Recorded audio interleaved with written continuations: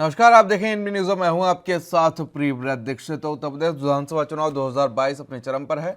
पहले चरण के लिए मतदान की प्रक्रिया पूरी हो गई है, तो वहीं आपको बता दें कि दूसरे चरण के चुनाव के तहत 14 फरवरी को मतदान होना है और जिस पर अब सबकी नजरें टिकी हुई हैं। एक तरफ जिस चरण में बीजेपी और सपा के बीच मुख्य मुकाबला होने के आसार हैं, हालांकि बसपा और कांग्रेस मुकाबले को त्रिकोणीय बनाने के लिए संघर्षरत है। लेकिन वेस्ट यूपी की 55 सीटों पर हो रहा दूसरे चरण का चुनाव कई वजह से खास बना हुआ है। तो वहीं आपको यह भी बता दें कि इस चरण में यूपी के 9 दिग्गज भी मैदान में हैं, जिसके बाद अब इस चरण में चुनाव में सबकी नजरें इन दिग्गजों पर टिकी हुई है, जिनकी राजनीतिक साख इन चुनाव पर दांव पर लगी हुई है। वैसे तो दूसरे चरण के तहत वेस्ट यूपी की 9 जिलों की 55 सीटों पर 14 फरवरी को मतदान होना है, लेकिन इनमें विधानसभा सीटों से पूर्व ही हॉट सीट कई बनी हुई हैं, जिसमें नुकुड़, देवबंद, कुंदरकी, चंदौसी, स्वार, टांडा, रामपुर और शाहजहांपुर शामिल है। इन सीटों पर खड़े उम्मीदवार यूपी की राजनीति में सियासी सुरमा रहे हैं, तो इन 9 सीटों पर कई नेताओं की प्रतिष्ठा दांव पर लगी है। इनमें शाहजहांपुर से सुरेश खन्ना ताज बचाने के लिए मैदान में हैं। रामपुर में राज बचाने के लिए जेल से चुनाव लड़ रहे हैं आजम खान। तो वहीं अब्दुल्ला आजम खान स्वार सीट से चुनावी मैदान में हैं। तो वहीं सपा के टिकट पर क्या धर्म सिंह सैनी की कुर्सी बचेगी, ये भी देखने वाली बात होगी। तो वहीं योगी सरकार में महिला मंत्री गुलाबो देवी चंदौसी से मैदान में हैं। धर्मपाल सिंह के सामने पूर्व बीजेपी विधायक की चुनौती है और सपा के महबूब अली अपना गढ़ बचा पाएंगे क्या, ये भी देखने वाली बात होगी। तो वहीं अब बात कर लेते हैं इन सभी पर विस्तार से। दूसरे चरण में सबकी नजरें शाहजहांपुर की विधानसभा सीट पर है। इस सीट पर बीजेपी के दिग्गज नेता और योगी सरकार में कैबिनेट मंत्री सुरेश खन्ना अपना ताज बचाने के लिए मैदान में हैं। सुरेश खन्ना की राजनीतिक हैसियत की बात करें तो अभी तक इस सीट पर 8 चुनाव जीतकर विधानसभा पहुंच चुके हैं और सुरेश खन्ना इस सीट पर पहली बार 1989 में विधायक बने थे, जिसके बाद से उनकी जीत का सफर लगातार जारी है। वह 1989 के बाद 1991, 1993, 1996, 2002, 2007, 12 और 2017 में चुनाव जीत चुके हैं। वह मौजूदा समय में योगी सरकार में मंत्री भी हैं और अब 2022 के विधानसभा चुनाव में 9वीं बार जीत दर्ज करने के लिए मैदान में है। इस चुनाव में उनका मुकाबला सपा गठबंधन के तनवीर खान, बसपा से सर्वेश चंद्र मिश्रा और कांग्रेस से की पूनम पांडे से है। तो वहीं रामपुर में राज बचाने के लिए जेल से चुनाव लड़ रहे हैं आजम खान और रामपुर सीट इस बार भी हॉट सीट बनी हुई है। यूपी के दिग्गज राजनीतिक शख्सियत रहे आजम खान इस सीट से एक बार फिर से मैदान में है और दिलचस्प बात यह है कि रामपुर में अपना राज बचाने के लिए जेल से ही चुनाव लड़ रहे हैं और इस सीट पर उनकी राजनीतिक हैसियत की बात करें तो 80 के दशक से इस सीट उनके और उनके परिजनों के पास है और वह 9 बार इस सीट से जीत दर्ज कर विधानसभा पहुंच चुके हैं। वह सपा के संस्थापक सदस्य रहे हैं और इस चुनाव में उनका मुकाबला बीजेपी के आकाश सक्सेना, बसपा के सदाकत हुसैन और कांग्रेस के काजिम अली खान से है। आजम खान के साथ ही उनके बेटे अब्दुल्ला आजम खान भी इस चुनाव मैदान में हैं और सबकी नज़र उन पर बनी हुई है। वह कुछ दिनों पहले ही जेल से बाहर आए हैं। इसके बाद सपा ने उन्हें दोबारा से टिकट दिया है और सपा के कद्दावर नेता और रामपुर के सांसद आजम खान के पुत्र अब्दुल्ला आजम स्वार विधानसभा सीट से चुनाव मैदान में हैं। अब वे 2017 में भी विधायक बन चुके हैं, लेकिन उम्र को छिपाने के मामले में कोर्ट ने उन्हें अयोग्य कर दिया था। इस बार उनकी किस्मत जनता के हाथों पे दांव पे लगी हुई है और इस समय वह चुनाव प्रचार अभियान में जोर शोर से लगे हुए हैं। तो वहीं आपको ये भी बता दें कि वह चुनाव में अपनी जान को खतरा होने का दावे कर रहे हैं और इसके बाद वह एक बार फिर से चर्चा में आए हैं। इस चुनाव में उनका मुकाबला बीजेपी अपना दल गठबंधन के उम्मीदवार हैदर अली खान से माना जा रहा है। तो वहीं बसपा ने शंकरपाल को टिकट दिया है, जबकि कांग्रेस ने राम रक्षपाल सिंह को मैदान में उतारा है। तो वहीं अब सपा के टिकट पर क्या धर्म सिंह सैनी अपनी कुर्सी बचा पाएंगे, ये भी देखने वाली बात होती है। दूसरे चरण के चुनाव में नुकुड़ सीट पर सबकी नजरें हैं, जिसका कारण इस सीट पर विधायक धर्म सिंह सैनी है। इस सीट पर धर्म सिंह सैनी लगातार 2 बार से विधायक हैं।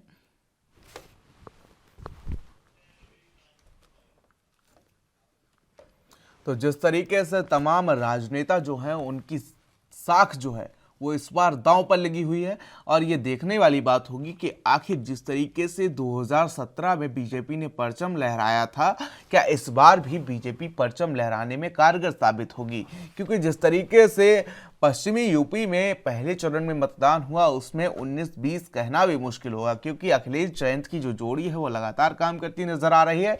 और अब 55 सीटों पर दूसरे चरण का मतदान है। इसमें 9 मंत्री जो हैं, 9 हॉट सीट बनी हुई है, तो इनकी जो चुनावी साख है वो भी दांव पर लगी हुई है। और इसी पर चर्चा करने के लिए हमारे साथ न्यूज रूम से लाइव जुड़ चुके हैं हमारे सहयोगी रवि राजपूत। रवि, जिस तरीके से आपने भी उत्तर प्रदेश में विधानसभा चुनाव को देखा है, कवरेज की है, तो क्या लगता है कि किस तरीके से पहले चरण में जो मतदान हुआ 19-20 कहना क्या होगा उसमें कुछ कि सपा और जो गठबंधन है आरएलडी का वो कितना कारगर साबित हुआ है पश्चिमी यूपी में, और 2022 का चुनाव फिर से 14 तारीख को है, तो ऐसे में क्या कुछ कहा जा सकता है, किन किन लोगों की साख दांव पर लगी हुई है, क्या कुछ देखने को मिल सकता है 10 मार्च को हमें। रवि, चल रहे हैं। पहले हम आपको बताए थे, पहले चरण का मतदान हुआ पश्चिमी यूपी में, तो ये माना जा रहा था कि आरएलडी के साथ सपा का गठबंधन कहीं हद तक काम आ रहा है। लेकिन जब दूसरे चरण की बात आती है, यानी 9 जिलों के 55 सीटों पर ये मतदान होने हैं, जिसमें कुछ आपने 9 सीटें हॉट सीटें बताई हैं, लेकिन उसमें से 2-3 सीटें जो हैं जिन पे दिलचस्प मुकाबला देखने के लिए मिलेगा, और ये माना भी जा रहा है कि इस पे सपा आगे रहेगी। लेकिन जो और भी सीटें हैं, यानी कहा जाए अगर हम 4 सीटें छोड़ दें, बाकी जो सीटें बच रही हैं 50 सीटें, उस पे दिलचस्प मुकाबला रहेगा। सपा और बीजेपी में खींचातानी रहेगी। लेकिन ये 4-5 सीटें सपा के पास पहले से ही रही हैं 80 के दशक से। जैसे आपने बताया रामपुर की सीट, आजम खान की ये सीट बहुत पुरानी सीट मानी जा रही है, और वो आजम खान का वो गढ़ है। और स्वार सीट से उनके बेटे अब्दुल्ला आजम है चुनावी मैदान में, वहां बीजेपी और अपना दल का गठबंधन के प्रत्याशी उतरे हुए मैदान में। 3 सीटों पर कहीं ना कहीं सपा आगे निकल जाएगी। लेकिन जो और भी सीटें हैं उन पे बीजेपी और सपा में खींचातानी मचेगी, और इसमें यह माना जा रहा है कि ये निर्णायक है। दूसरा चरण का मतदान होगा, ये निर्णायक मतदान, क्योंकि इसके बाद पूर्वी यूपी में हो जाएगा, उसके बाद बुंदेलखंड के एरिया बच रहा है। तो हम इको आ रही है, हम पीसीआर से चाहेंगे कि इको सही करें, और हम आगे बताएंगे प्रीवर्थ आपको कि ये जो चुनाव, इसके साथ साथ उत्तराखंड में भी दूसरे चरण में मतदान है और गोवा में भी है। तो बीजेपी यूपी तो देख ही रही है, उसके साथ साथ उत्तराखंड भी देख रही है, गोवा भी देख रही है। अब ये माना जा रहा है कि इस सीट, मतलब जो 55 सीटों पे मतदान होना है, इनमें कहीं ना कहीं हमें लग रहा है कि सपा आगे निकलेगी, क्योंकि आरएलडी के साथ गठबंधन भी है और ये मुस्लिम बहुल क्षेत्र भी है, और किसानों की जनसंख्या इन 55 सीटों पर ज्यादा है। बिल्कुल, जिस तरीके से अगर हम पश्चिमी यूपी की बात कर ले तो उसे जाटलैंड कहा जाता है, और जाटलैंड को तो जयंत चौधरी संभाल ही रहे हैं।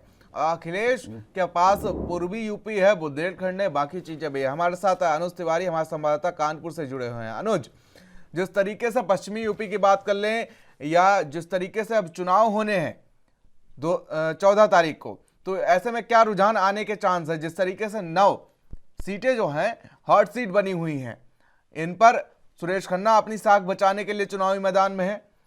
तमाम मंत्री हैं वो सपा ज्वाइन कर लिए हैं। अगर हम बात कर लें धर्म सिंह सैनी की, उन्होंने बीजेपी में मंत्री रहे और अब समाजवादी पार्टी के टिकट से चुनाव लड़ रहे हैं। तो ऐसे में क्या लगता है, क्या कुछ चुनावी समीकरण बिगड़ सकते हैं? क्योंकि बीजेपी जो है उसे 5 राज्यों फोकस करना है, तो वहीं समाजवादी पार्टी जो है वो यूपी में है। तो ऐसे में क्या कुछ फायदा उठा सकती है समाजवादी पार्टी? अनुज,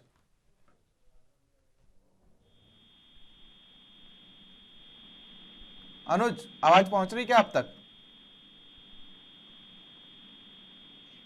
चलिए अनुज, आपसे जुड़ने की कोशिश करेंगे। रवि, जिस तरीके से 9 हॉट सीट बनी हुई है, 9 हॉट सीटों पर कैबिनेट मंत्री सुरेश कुमार खन्ना भी हैं, लगातार 8 बार विधायक रह चुके हैं। 1989 से अभी तक बात की जाए तो यह ताज उन्हीं के सिर पर है। लेकिन इस बार उनके सामने कड़ी टक्कर देने के लिए तनवीर खां है, क्योंकि मेरा जो गृह क्षेत्र है वो भी शाहजहांपुर रहा है, तो मैंने काफी करीब से उस सीट को देखा है। क्योंकि इससे पहले के चुनाव की बात कर लें तो वहां पर मुस्लिम बाहुल्य वो सीट है, लेकिन वहां पर 2 मुस्लिम उम्मीदवार उतारे जाते थे। लेकिन इस बार मुस्लिम उम्मीदवार सिर्फ तनवीर खां है, और कई बार चेयरमैन भी रह चुके हैं, और अभी भी उनकी माताजी हैं वो चेयरमैन है। और इस बार बीजेपी से निकाले गए जयेश प्रसाद भी समाजवादी पार्टी का दामन थाम चुके हैं, वो भी लगातार 4 बार एमएलसी रहे हैं। तो ऐसे में क्या कुछ सुरेश कुमार खन्ना के आगे चुनौतियां होंगी? की आप बात कर रहे हैं, आपको अच्छी तरीके से शाहजहांपुर की राजनीति के विषय में पता है, लेकिन हमारा यह प्रश्न है कि शाहजहांपुर की जो सीटें हैं वहां पे मुस्लिम बहुल, जैसे आपने बताया, तनवीर को उतारना सपा को, ये कहीं ना कहीं सुरेश खन्ना के लिए थोड़ी चुनौती बन सकती है। सुरेश खन्ना 8 बार के विधायक रहे, विधानसभा में उनका परचम रहा है, उत्तर प्रदेश में वो मंत्री भी है। तो कुल मिला के सुरेश खन्ना एक बड़ा चेहरा है, लेकिन तनवीर को इस बार ये देखना होगा क्या जो मुस्लिम वोट बैंक की राजनीति सपा करती है, क्या वो सारे मुस्लिम वोट बैंक को एक साथ लेने में कामयाब हो पाएंगे, या फिर दलित भी है, शाहजहांपुर में दलित वोट बैंक भी है और वो भी सपा के हाथ में ज्यादातर ही है। तो ये सुरेश खन्ना के लिए कहीं ना कहीं थोड़ी बहुत चुनौती बन सकती है, लेकिन जिस हिसाब से उनका फेस है और आज तक की यूपी की राजनीति में उनका रुतबा रहा है, तो हम ये नहीं मान पा रहे हैं कि शाहजहांपुर में सुरेश खन्ना को कड़ी टक्कर मिल सकती है। हाँ, थोड़ा से मुस्लिम प्रत्याशी उतारने के नाते कुछ हद तक सुरेश खन्ना को लॉस जरूर हो सकता है। चलिए, एमवाई फैक्टर तो फिलहाल ये साथ ही रहता है सपा का, लेकिन अब क्या कुछ इसमें देखना होगा कि क्या साख बच पाती है सुरेश खन्ना की, ये फिलहाल 10 मार्च को पता चलता है। चलिए, हमारे साथ अनुज तिवारी हमारे संवाददाता कानपुर से जुड़े हुए हैं। अनुज, जिस तरीके से पहले फेज की वोटिंग हुई है, पहले फेज की वोटिंग जो है वो जाटलैंड में हुई है, पश्चिमी यूपी जाटलैंड कहा जाता है। तो पश्चिमी यूपी में जिस तरीके से सपा और आरएलडी का गठबंधन जो है वो कारगर होता दिख रहा है, और अगर हम बात कर लें तो लगातार कुछ ही दिन बचे थे जब चुनाव के, तो बीजेपी ने भी पूरी ताकत झोंक दी थी पश्चिमी यूपी में। तो अब 14 तारीख को फिर से मतदान है। क्या लगता है किस तरीके से आंकड़े सामने आएंगे? क्या अखिलेश जयंत की जोड़ी है कारगर साबित होगी, या ये बीजेपी के लिए एक नया मोड़ साबित कर देगी? क्योंकि बीजेपी जो है वो 5 राज्यों में उसे विधानसभा चुनाव देखने, तो वहीं अब आरएलडी और सपा का गठबंधन जो है वो सिर्फ यूपी चुनाव को फोकस कर रहा है। तो ऐसे में क्या कुछ मुश्किलें होंगी अनुज? जी बिल्कुल, प्रीवियस आप बिल्कुल सही कह रहे हैं। जो डार्क एरिया माना जाता है पश्चिमी उत्तर प्रदेश, वो बीजेपी के लिए हमेशा कमजोर कड़ी साबित हुई है। और ऐसे में जयंत सिंह का जो सपा के साथ जो गठबंधन हुआ है वो भी कहीं ना कहीं बीजेपी को एक बेहतर टक्कर देने के लिए साबित हो सकती है। लेकिन जो हम पहले चरण का चुनाव देखने के बाद अब हम दूसरे चरण की जो तैयारियां कर रहे हैं, यानी कि जो जनता तैयारियां कर रही है, और दूसरे चरण की अगर हम बात करते हैं तो संभल और सहारनपुर जैसे क्षेत्र में वहां पर चुनाव होने हैं। हमेशा से इस चीज को देखा गया है कि बीजेपी का एक पक्ष अगर कमजोर होता है तो कहीं ना कहीं दूसरा पक्ष मजबूत दिखता है। और अगर हम तीसरे चरण के चुनाव की बात करें जो कि 20 फरवरी में होगा, 20 फरवरी में करहल, कानपुर, समझ चाहूंगा करहल जैसी सीट पर भी चुनाव होगा। और करहल जैसी सीट की अगर हम बात करते हैं तो करहल की सीट जो है वो समाजवादी पार्टी के लिए एक अहम सीट मानी जाती है, क्योंकि मैनपुरी की जो सीटें हैं, 4 सीटें हैं, इसमें से समझ चाहूंगा जो 5 सीटें हैं उनमें से हमेशा से 4 सीटें सपा के खाते में गई हैं। और अखिलेश सिंह यादव पहली बार विधानसभा चुनाव लड़ रहे हैं, तो विधानसभा चुनाव के लिए अखिलेश यादव के लिए एक सुरक्षित सीट का जो एक विकल्प था वो करहल के अलावा कोई नहीं हो सकता है। आपको बता दें कि करहल की जो एक सीट रही है वो हमेशा से मुलायम सिंह यादव के एक खास जो माने जा रहे हैं सोबरन सिंह यादव, उनका चुनाव हुआ था 2017 में, उनको विजय हासिल हुई। और उसके बाद अब अगर हम 2022 की बात कर रहे हैं तो कहीं एक तरफ अगर बेटा है तो दूसरी तरफ शिष्य भी है उस विशेष सीट के ऊपर, क्योंकि एसपी सिंह बघेल को, जो कि कांग्रेस से सांसद भी हैं, क्षमा चाहूंगा आगरा से सांसद हैं, और उनको खड़ा किया गया है बीजेपी के साथ में। तो एक बड़ा चेहरा बीजेपी ने अखिलेश यादव के सामने खड़ा करके कहीं ना कहीं एक साख को भी दांव में लगाया है, और यह भी स्पष्ट किया है कि शायद हम एक जो चुनाव है उसको और ज्यादा दिलचस्प बनाया जा सकता है। और अब ऐसे कैंडिडेट को खड़ा करके जो सीधे लोकसभा का सदस्य है और उसको खड़ा किया गया है विधानसभा के खिलाफ में। और अगर हम जाति समीकरण की बात करते हैं तो जाति समीकरण भी कहीं ना कहीं समाजवादी पार्टी के पल्ले में ज्यादा भारी दिखाई दे रहा है। गढ़ रहा है मैनपुरी अमेठी, ये गढ़ रहा है समाजवादी पार्टी का। तो ये तो फिलहाल देखने वाली बात होगी यहाँ पर बीजेपी को कितनी कड़ी टक्कर। एसपी सिंह बघेल वहां पर उनके सामने हैं, अखिलेश यादव के सामने। जितेंद्र सिंह हमारे संवाददाता लखनऊ से हमारे साथ बने हुए हैं। जितेंद्र, जिस तरीके से आपने भी विधानसभा चुनाव को काफी पास से देखा है, कई विधानसभा चुनाव आपने कवरेज किए हैं, तो क्या लगता है कि उन विधानसभा चुनाव में जिस तरीके से बीजेपी पिछली बार एक तरफा जीत हासिल कर ली गई थी, 300 से ऊपर उसे सीटें मिली थी, और इस बार भी वो 300 प्लस का दावा करती नजर आ रही, तो वहीं अखिलेश यादव 400 प्लस का दावा कर रहे हैं 403 विधानसभा सीटों में, तो कितनी कड़ी टक्कर उन्हें देखने को मिल सकती है उनके पास?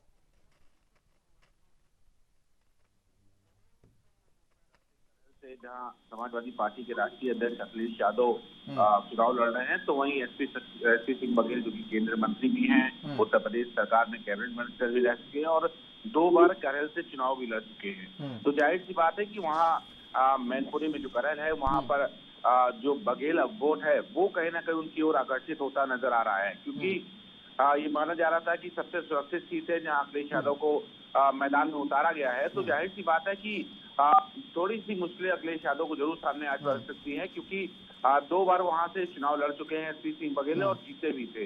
तो जाहिर सी बात है इन सब मामलों को लेकर लगातार जिस तरह से अखिलेश यादव प्रचार कर रहे हैं, तो वहीं एसपी सिंह बघेल भी लगातार चल रहे हैं। तो जाहिर सी बात है इन सब ये जो टक्कर है वो जरूर कांटे की दिखाई देगी, क्योंकि जहां पर एक पार्टी के राष्ट्रीय अध्यक्ष चुनाव लड़ रहे हैं तो दूसरी तरफ वहां पर केंद्रीय मंत्री भी हैं। और हालांकि ये जरूर माना जा रहा है कि अगर एसपी सिंह बघेल अगर अखिलेश यादव चुनाव हारते हैं तो खासा असर नहीं पड़ेगा, लेकिन अगर वहीं अखिलेश यादव अगर चुनाव हार जाएंगे तो कहीं ना कहीं राष्ट्रीय अध्यक्ष होने नाते एक बड़ा असर जरूर दिखाई देगा। लेकिन कांटे बिल्कुल सामने पर दिखाई दे रही, कांटे की टक्कर। बिल्कुल जितेंद्र, आप तीनों हमारे साथ बने रहिए। फिलहाल यहाँ रुकेंगे छोटे से ब्रेक के लिए, ब्रेक के बाद भी चर्चा लगातार जारी है।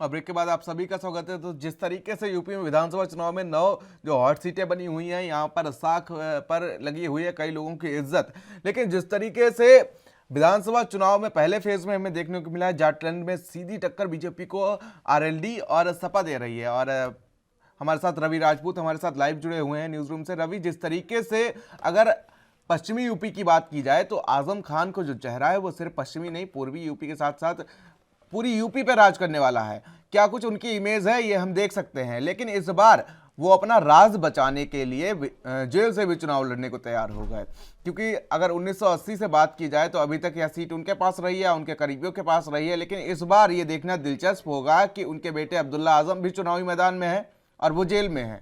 तो ऐसे में बचती हैं तंजीन फातिमा, वो कितना क्या कुछ रोड शो कर पाएंगी, क्या कुछ रैलियां कर पाएंगी, क्या कुछ उनके लिए वोट मांग पाएंगी, और क्या सपा की जो साख है वो अब सिर्फ तंजीम फातिमा के सिर पर रह गई है? रवि। हाँ प्रीवर, जैसे आपने आजम खान का नाम लिया, तो आजम खान का नाम लेने के बाद रामपुर, स्वार सीट हो या पश्चिमी यूपी की काफी सीटें ऐसी हैं, 2-4 सीटें ऐसी हैं जहां आजम खान का नाम चलता है, यानी उनका फेस दिखता है, सिक्का बोलता है, एक तरीके से कह सकते हैं। बिल्कुल बिल्कुल उनका सिक्का बोलता है। लेकिन रही बात पूरे यूपी को समेटना कि पूरे यूपी में उनका चलता है, तो पूर्वांचल के कुछ हिस्सों में जैसे माफिया राज पहले था, तो उनकी वजह से कुछ आजम खान का अभी भी तूती बोलती है, अभी भी लोग जानते हैं, अभी भी लोग आजम खान के कामों को, आजम खान के जो रुतबे रहे हैं सपा के सरकार में, उस रुतबे को देखते हैं। लेकिन अब की जो राजनीति है ना प्रियव्रत, बिल्कुल बदलती जा रही है धीरे धीरे। जैसे चरणबद्ध चरण अगले चरण आ रहा है, जैसे दूसरे चरण पे मतदान होगा, तो राजनीति धीरे धीरे पिघलती जा रही है बर्फ के समान। क्योंकि पहले एक पश्चिमी यूपी में किसान का सबसे बड़ा मुद्दा था, जिसमें राकेश टिकैत ये कहा जाता था कि खुलकर सामने आएंगे और बीजेपी का विरोध करेंगे, वहीं सपा या आरएलडी का थोड़ा वो समर्थन कर सकते हैं। लेकिन राकेश टिकैत इस समय अपनी चुप्पी साधे हुए हैं। इसका मतलब कहीं ना कहीं किसान जो है वो तो धीरे धीरे एक मतलब कुछ बीजेपी में, कुछ बीएसपी में, कुछ कांग्रेस, थोड़ा थोड़ा बटना स्टार्ट हो गया है।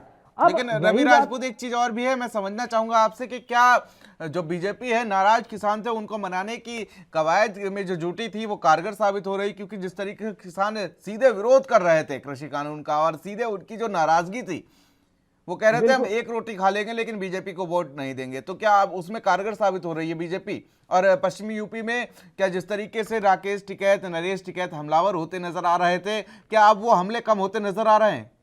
बिल्कुल बिल्कुल प्रियव्रत, जैसे हम आपको बताएं, राजनीति जो होती है ना प्रियव्रत, वो समय निर्माण करता है। तो जो अब पहले का समय, यानी कहा जाए जब किसान आंदोलन जारी था, उस समय राकेश टिकैत या किसान नेता जितने भी थे, उनकी तुकबंदी आप सुनते टेलीविजन पे या तमाम ऐसे भाषणों में, तो बहुत बीजेपी के लिए बड़ी खटास थी, बहुत तीखे वार थे। लेकिन अब धीरे धीरे वो नरम होते जा रहे हैं। इसका कारण भी है, इसका कारण ये है कि मतदान जारी है और धीरे धीरे जैसे रुझान, जब मतदान हो जाता है एक चरण या दूसरे चरण का, तो रुझान भी दिखने लगते हैं कि किसकी बहुमत बन रही है और किसकी सरकार बनेगी।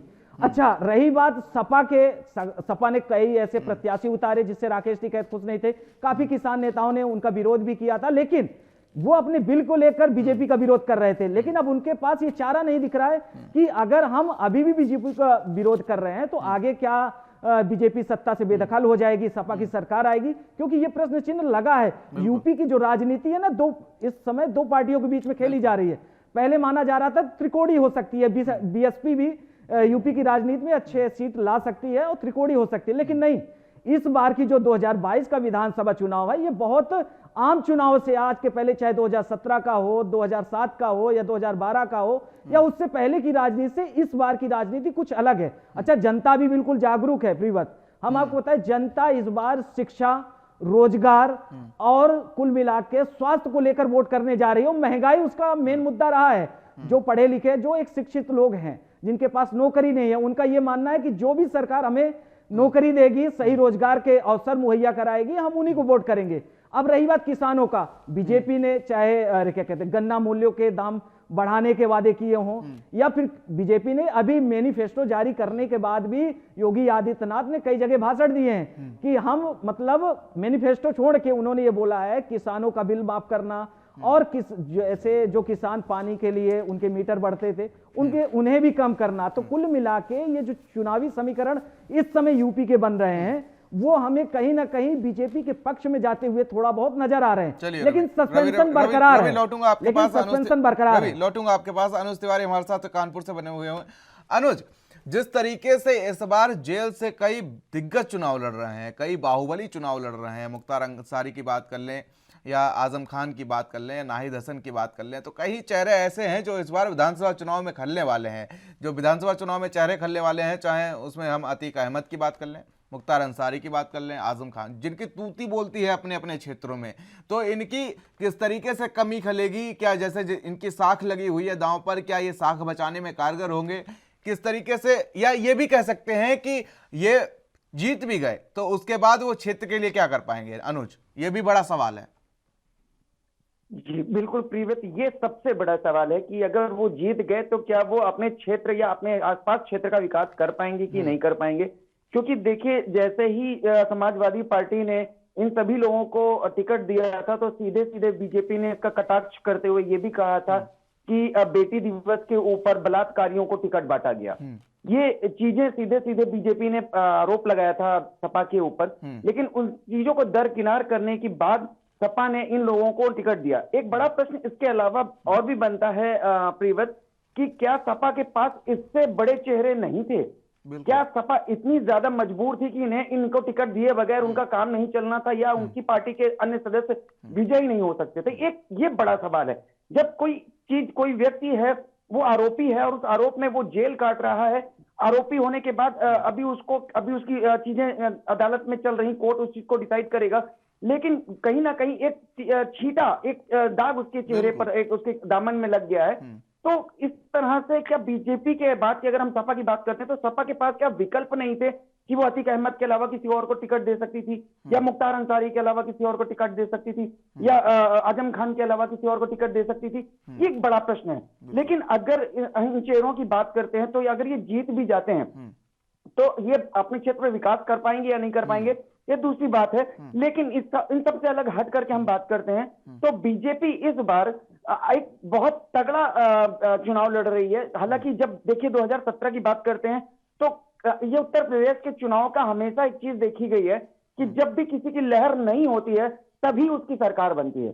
चाहे 2012 में देख लेते हैं, 2012 में से पहले बसपा सरकार थी, 2012 का चुनाव हुआ, सपा की कोई ज्यादा विशेष लहर नहीं मानी जा रही थी, लेकिन सपा ने पूरी 5 साल की सरकार बनाई। फिर 2017 की बात करते हैं, सपा की पूरी लहर थी, ये माना जा रहा था अखिलेश यादव के कार्य के द्वारा, अखिलेश यादव ने जो भी कार्य किए थे, चाहे वो उनके जो भी निर्माणाधीन रहे या शिलान्यास बाकी रह गए हों, उन सबको देखते हुए कहा जा रहा था कि अखिलेश यादव दोबारा पलट के आएगी। भाजपा की कोई भी लहर नहीं थी, लेकिन 2017 में जनता ने बीजेपी को चुना और 2022 आ गई है। 2022 में बीजेपी एक तगड़ा चुनाव लड़ रही है। और एक अहम बात पे मैं बिल्कुल नजर केंद्रित करना चाहूंगा। देखिए, एक चुनाव आयोग का ये कहना है कि अगर कोई वोटिंग परसेंट 60% के आसपास रहती है तो उसे हेल्दी वोटिंग कहते हैं, एक स्वस्थ वोटिंग कहते हैं। बिल्कुल, तो बिल्कुल। ये जो पहले चरण का चुनाव हुआ है वो 60 प्लस रहा है, 60 प्लस रेशियो रहा है, जो ग्राफ रहा है 60% से ऊपर का रेशियो रहा है। तो 60% का रेशियो अगर वोटिंग में दिख रहा है और दूसरे और तीसरे चरण चौथे चरण में अगर इसी तरह की हेल्थी वोटिंग होती है तो कहीं ना कहीं बीजेपी का पल्ला साफ तौर से भारी दिखाई अनुज देगा। लौटूंगा आपके पास, लेकिन एक फाइनल कमेंट हम ले लेते हैं जितेंद्र सिंह से। लखनऊ की राजनीति के उन्होंने काफी करीब से देखा है, काफी करीब से समझा है। जितेंद्र सिंह।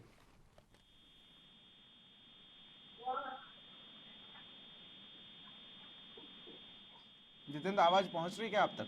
जी जी बिल्कुल। आपने लखनऊ की राजनीति को काफी करीब से देखा है, एक फाइनल कमेंट आपसे ले लेते हैं। किस तरीके से वहां पर काबिज हुए हैं लोग, किस तरीके से वहां पर सत्ता परिवर्तित होती रही है? जितेंद्र। देखिए, अभी तक के रिकॉर्ड की बात करें तो उत्तर प्रदेश में जो भी एक बार सरकार बनी है तो शायद कई सालों से देखा ये मिल रहा है कि सरकार दूसरी सरकार रिपीट नहीं होती है। लेकिन लगातार जिस तरह से समाजवादी की बात की जाए 12 से 17 का और 17 से 22 तक की भारतीय जनता पार्टी की सरकार रही है, तो बिल्कुल तूफानी जंग जो कह सकते हैं कि जमीनी स्तर पर पूरी तरह से बदस्तूर जारी है। बड़े बड़े दिग्गज अमित शाह हो, देश के प्रधानमंत्री नरेंद्र मोदी हो, और वही समाजवादी पार्टी से अखिलेश हो, मायावती हो, वो सभी मैदान में उतर चुके हैं और कहीं ना कहीं अपनी अपनी पार्टियों को किस्मत आजमाने के लिए मैदान में है। तो लगातार जमीनी जो हकीकत कही जा सकती है वो राजनीति बिल्कुल चरम पर है और कहीं ना कहीं कल दूसरे चरण का मतदान है और मतदान के बाद तीसरे चरण का भी मतदान होगा। भी कहीं ना कहीं जो दिग्गज है वो पुरजोर कोशिश कर रहे हैं कि उनको उत्तर प्रदेश में सत्ता मिल सके और सत्ता भारतीय जनता पार्टी कोशिश कर रही है कि सत्ता वापसी हो सके। तो कहीं ना कहीं ये जरूर कहा जा सकता है कि भारतीय जनता पार्टी भी लगी हुई है, समाजवादी पार्टी भी लगी हुई है पुरजोर कोशिश। हालांकि अखिलेश यादव अपनी सीट पे कम ध्यान दे रहे हैं, वो अपनी सीट पे नहीं जा रहे हैं, वो कम जा रहे हैं, लेकिन और जो उनके प्रत्याशी उनका पूरा ख्याल रखा है। आरएलडी के साथ लगातार वो जनसभा कर रहे हैं, प्रेस कॉन्फ्रेंस कर रहे हैं और कहीं ना कहीं जो काम माना जा रहा है पश्चिमी यूपी में जो नाराज हैं उनको कहीं ना कहीं किसानों को, जातों को मनाने के लिए आरएलडी के साथ कोशिश। बिल्कुल जितेंद्र, फिलहाल अब ये देखने वाली बात होगी कि आखिर किस तरीके से साख बचाने में जो 9 हॉट सीटें हैं उन पर जो प्रत्याशी हैं वो किस तरीके से साख बचा पाएंगे या नहीं, या यूपी की सत्ता में कौन काबिज होगा। फिलहाल आप तीनों का हमारे साथ जुड़ने के लिए और बने रहने के लिए शुक्रिया। तो फिलहाल अब ये देखने वाली बात होगी कि जो दूसरे चरण का मतदान है उसमें क्या कुछ नया निकल के सामने आता है। क्या दूसरे चरण के मतदान के बाद थोड़ी सी तस्वीर साफ होगी या नहीं, ये भी देखने वाली बात होगी। या दूसरे चरण में जो 55 सीटें हैं उन पर किन किन लोगों की जो सत्ता है वो दांव पर लगी हुई है, कि उनकी जो इमेज है वो दांव पर लगी हुई है। क्या रामपुर अपने राज बचा पाएंगे, क्या रामपुर में आजम खान अपना राज बचा पाएंगे या नहीं, या सुरेश खन्ना अपने सिर का ताज जो विधायक का 8 बार से लगातार पहनते हुए आ रहे हैं ये बचा पाएंगे या नहीं, ये भी फिलहाल दूसरे चरण के बाद जो वोटिंग होगी उसमें साफ हो जाएगा और 10 मार्च को नतीजे आ जाएंगे। फिलहाल मेरे साथ इस बुलेटिन में इतना ही। देश और दुनिया की अहम खबरों के लिए बने रहिए एनबी न्यूज़ के साथ। नमस्कार।